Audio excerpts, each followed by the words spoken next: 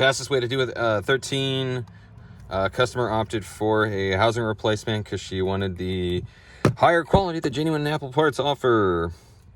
So if you have any questions about this, anything that I haven't gone over, leave a comment below.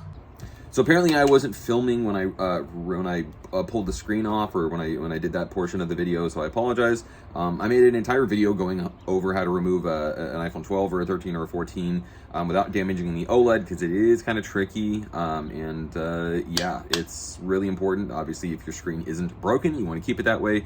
It basically just involves two things, which is 99 or 91% isopropyl rubbing alcohol and this thing called a magic glass, which just disperses the pressure in a way that an iSesamo doesn't.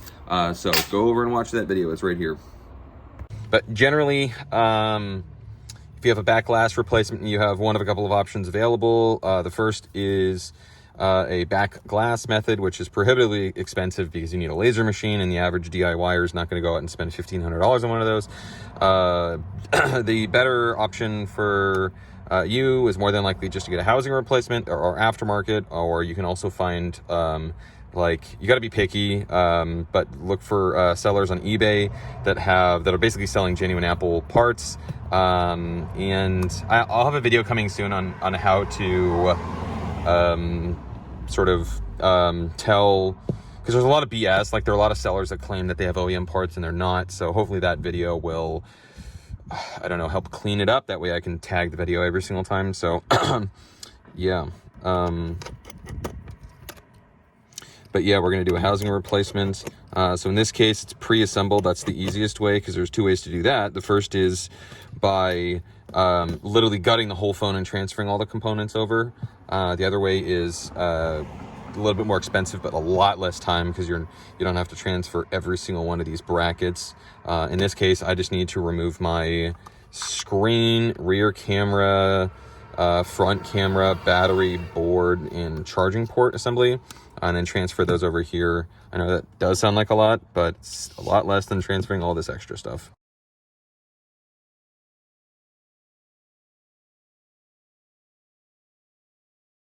So whenever you're disconnecting anything, the first and last thing that you always want to disconnect is the battery, which is right here. You can use your fingernail, or you can use the flat side of your spudger. So now that's done. Now it's safe to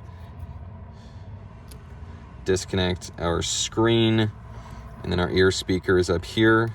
After you remove the SIM tray, there's a little pin that I don't know if you can see it very well, but you just want to push that into the frame. It just makes getting out the board and the SIM tray a lot easier.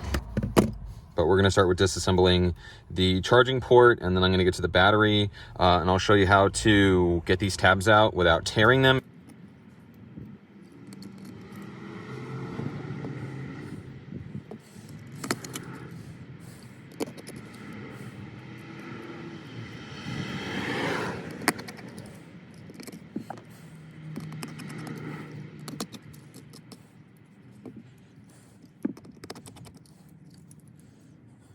And then our Taptic engine is right here. And that comes right out. We have a standoff screw.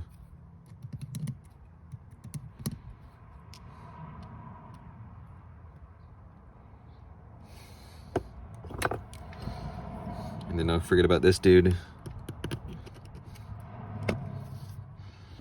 And another.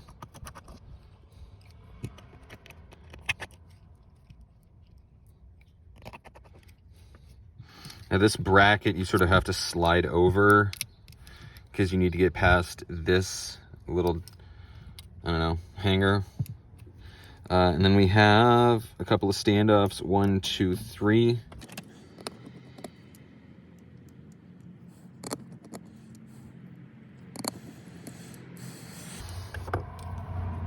We then have 2 Phillips.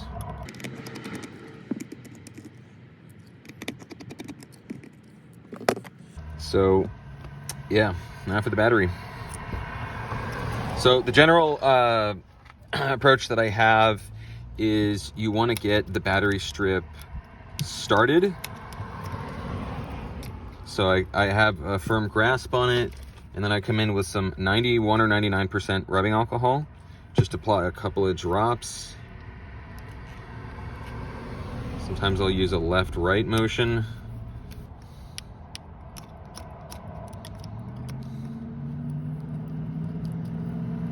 All right, I have a grasp. I'll do a drop below and above. If it starts to tear, you can sort of twirl. Now there's two ways to do this. There's the easy way, which is what I like to do. So I just put a few drops, and then I come in with my spudger, and I just gently lift up. When it gets above the board, I'll rock it back and forth.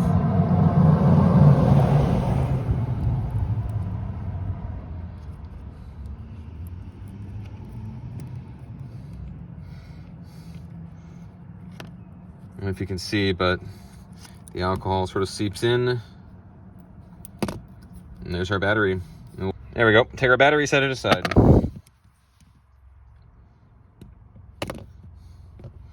Next, I'm going to work on our rear camera.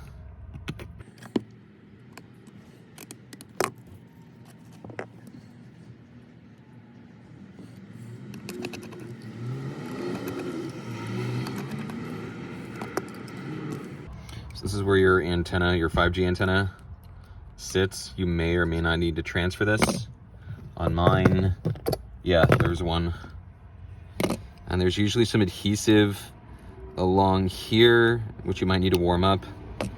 I'm gonna remove my camera next. So with both your front and rear camera, it's not a bad idea to put these in little baggies, just because if you get dust or debris on the 13s, or on the 12s and 13s, if you change the rear camera because you've got a bunch of dust over it, then there's just a stupid message that Apple puts in the About page that says it can't confirm it's a genuine Apple camera, which isn't so terrible because at least your camera works.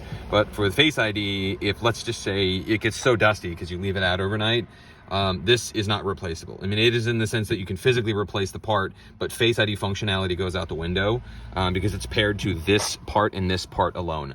So you want to take good care of both of these parts.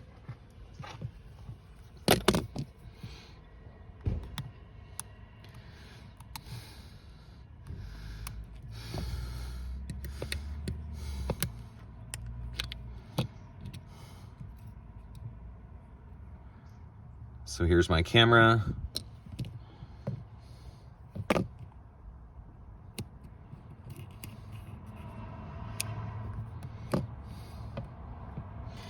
And we have a couple of other flexes in no particular order.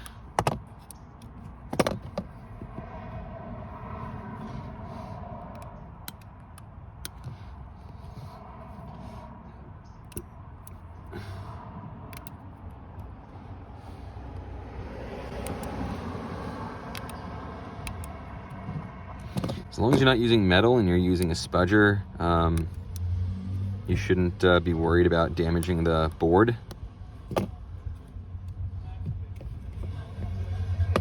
And then we need to remove, in Apple's infinite wisdom, they made it so that you have to remove this part first. So there are a couple of screws. There's a standoff here.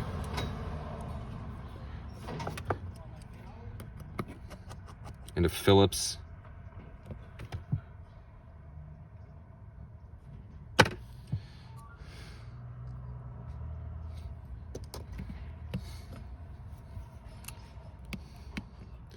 There's another flex, but we have a couple of standoffs here.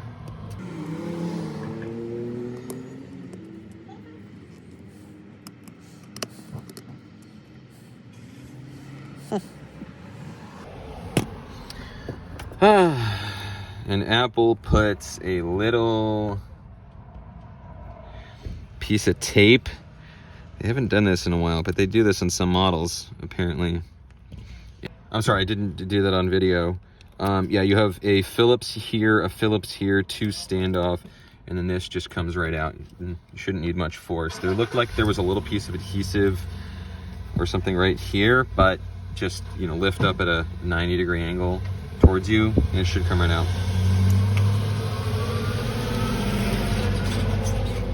So after we remove these two screws up here, and then you need to make sure that you get your flex free. There might be some adhesive along here, but then your board comes out just like that.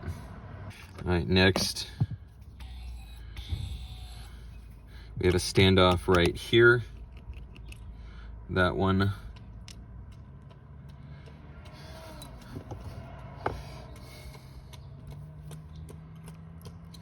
Your ear speaker comes out just like that. Same thing with your Face ID cameras. Now for me, if you have the charging port already pre-installed in your housing, I hope I remember to do this, but just skip to this time. For me, I gotta remove this. You do want to start with your... So there is a little bit of adhesive, but these usually come off pretty easily. Now I forget on this model off the top of my head. So there's no adhesive along here. I guess there's a little bit right here. So if you want to play it safe, just hit it with some heat.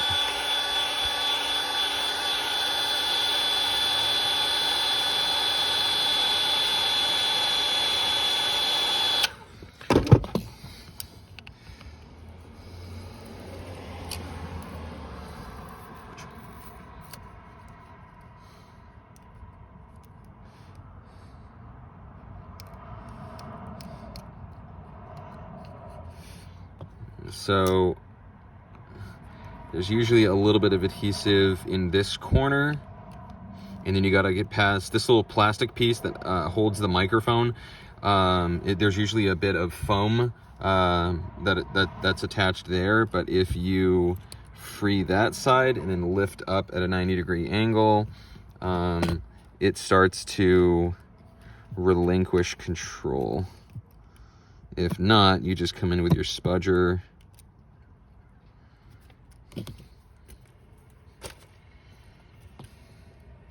Now, if this is intact, just keep the foam. I mean, it's not going to make the phone water resistant. I'll try to mention that again.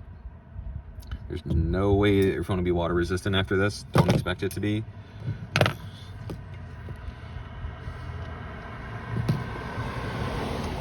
And here we go.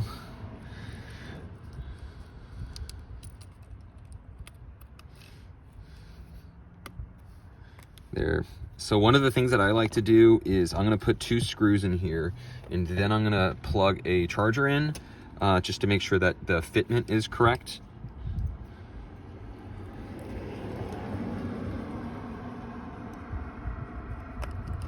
On more than one occasion, I've done all of this work and the charging port isn't right, and I got to undo a bunch of work. Don't do that. Check your work as you go.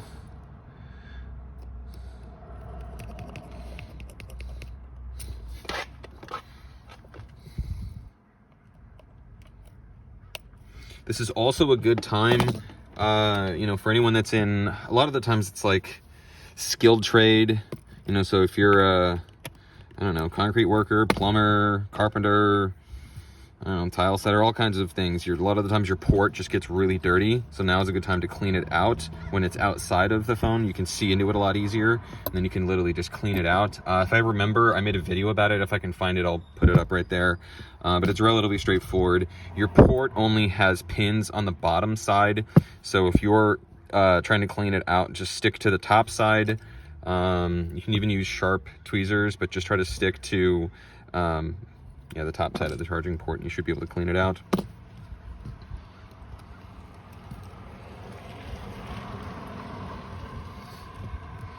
So now I'm just going to start throwing stuff back in.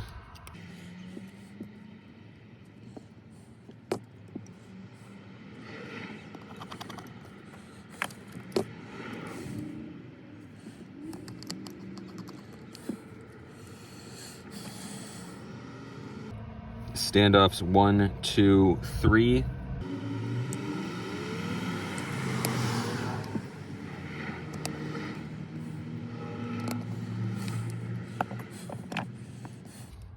This just sits down and then you sort of slide over.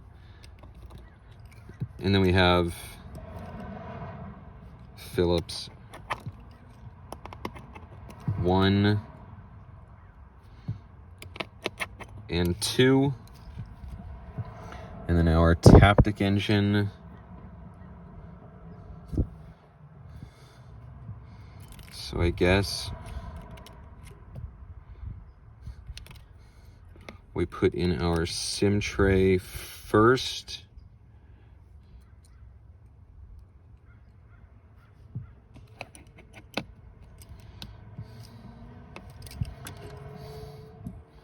Then standoffs 1 and 2.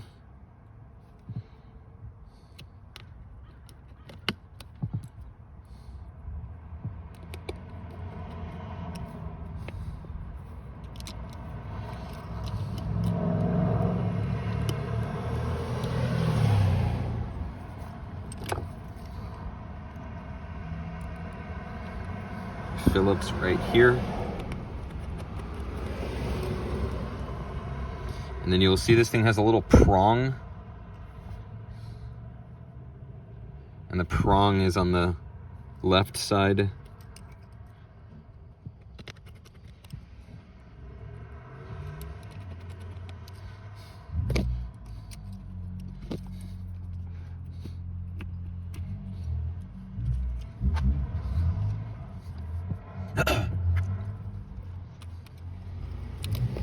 Almost forgot, we have a standoff right here.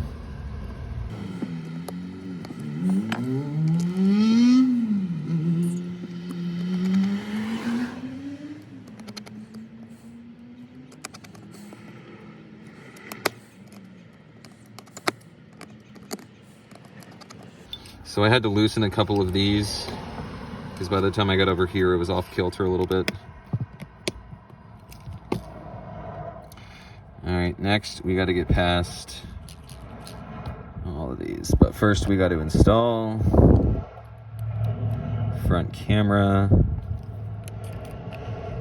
then our ear speaker,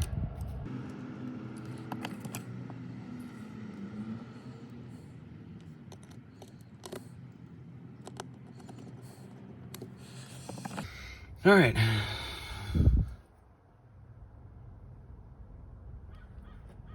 Now for the board. Now this is especially annoying because we have so many flex cables that are in the way. I mean, 1, 2, 3, 4. These aren't that bad. You can sort of peel this one. You can peel out of the way, fold these back. But really, it's 1, 2, 3, 4, 5, 6, 7, 5, 6. Yeah, 8 different flex cables. So do your best. Take this one, gently fold it back, and then we're gonna sort of go in and then lay flat.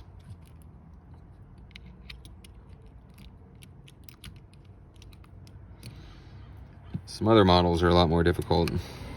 That one actually wasn't that bad.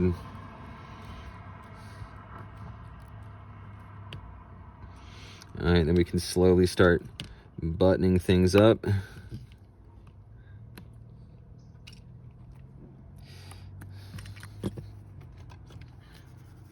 Make sure, especially on wider flexes, that they're sitting flush.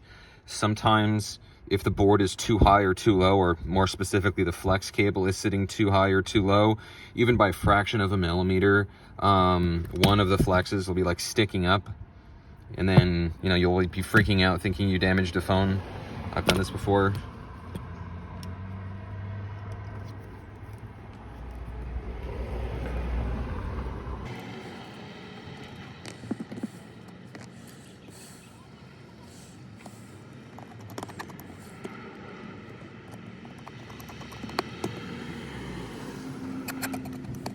All right, next we can start just buttoning up.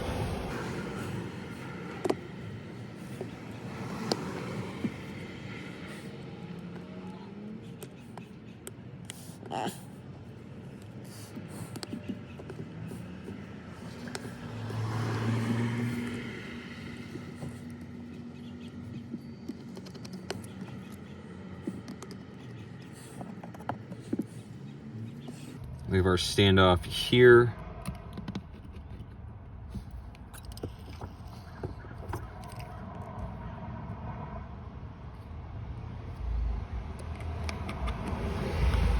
Phillips right there.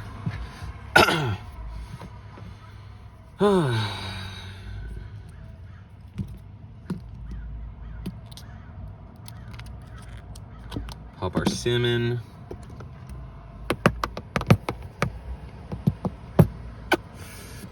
All right, now my vendor sells me these with these little stickers on there so you don't get any dust. Even though these are here, you still want to check and make sure that you don't have any dust on the inside. Once again, check your work as you go along. I can actually see a few specks right there. I'm also a photographer, so I have one of these. But if you can't, you can just blow into it.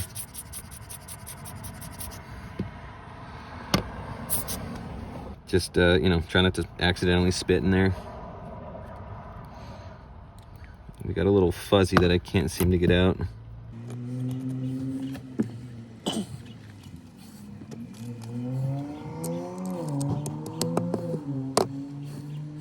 Then I'll go and check my camera before I start connecting stuff, which seems good to me.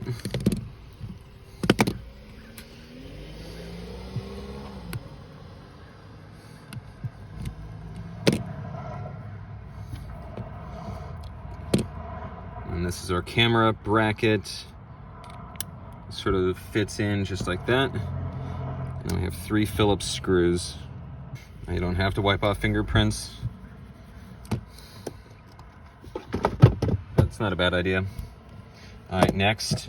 All right, so I don't have any 13 adhesives, but I do have some 12 adhesives, and this is basically the same layout. Now you can use double-sided tape if you want.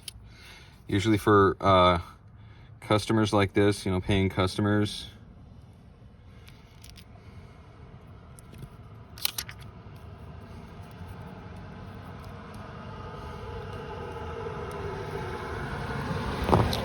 Usually for paying customers like this, I'll put these adhesives on just because if you ever have to go back into the phone, it's really nice to be able to just, you know, or specifically, you know, remove a battery. It's nicer than double-sided tape, which can be a pain. Now, before we go just dropping our battery in place, the technique that I have is I like to connect it, which you'll see right now. I'll sort of extend this out. And the reason being is you want to make sure that wherever you drop it, you have the proper reach. I have done this before where I just dropped in the battery and then the flex didn't have enough travel up or down. I don't think this model would be so much of an issue, but still, I've had that bite me in the rear end a few times, so I always take a bit of precaution. Now, I mentioned this before, I'll mention this again. Just because you put in one of these gaskets does not mean your phone is water resistant.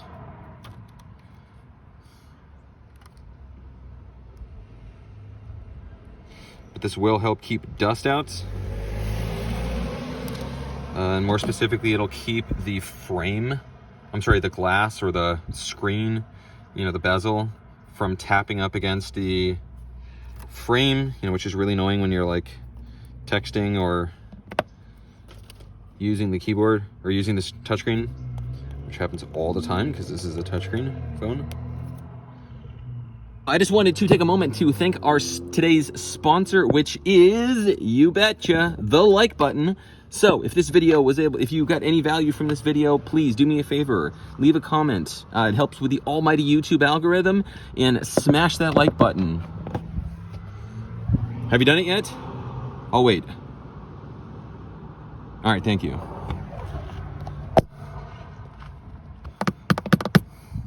So we have a 3-piece gasket, as you can see, which is kind of nice because the last piece stays in place until we want to pull it off at the last second so that we don't like get stuff stuck to it.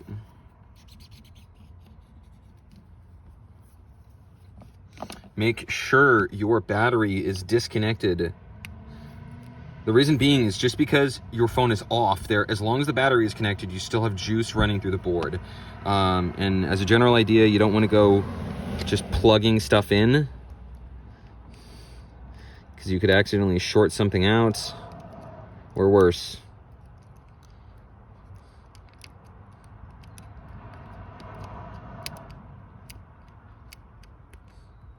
All right, now we're gonna test our phone, and then I'm gonna put a screen protector on here because, well, need I say more? And then this piece right here, there's a little hook sort of right here.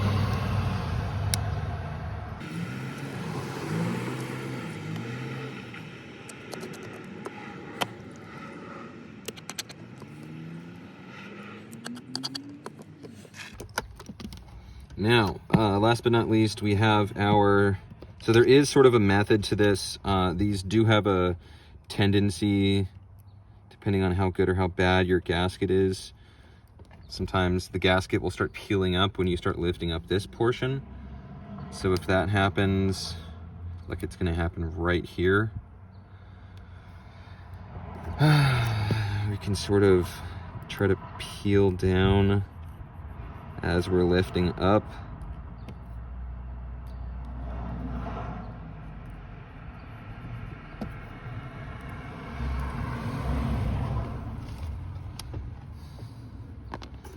And we do the same thing over here.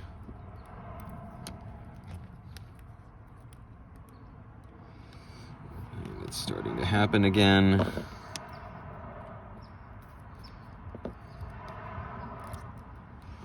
All right, last but not least, we can sort of tuck our screen out of the way like this.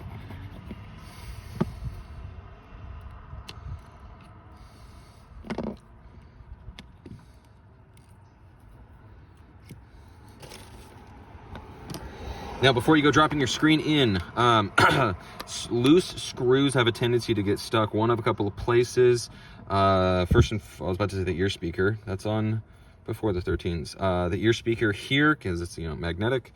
The loudspeaker or the Taptic engine, or also sometimes they can get stuck along the perimeter gasket. So we want to make sure that our screen is sitting flush with our frame. If it's not, make sure your Face ID is positioned properly.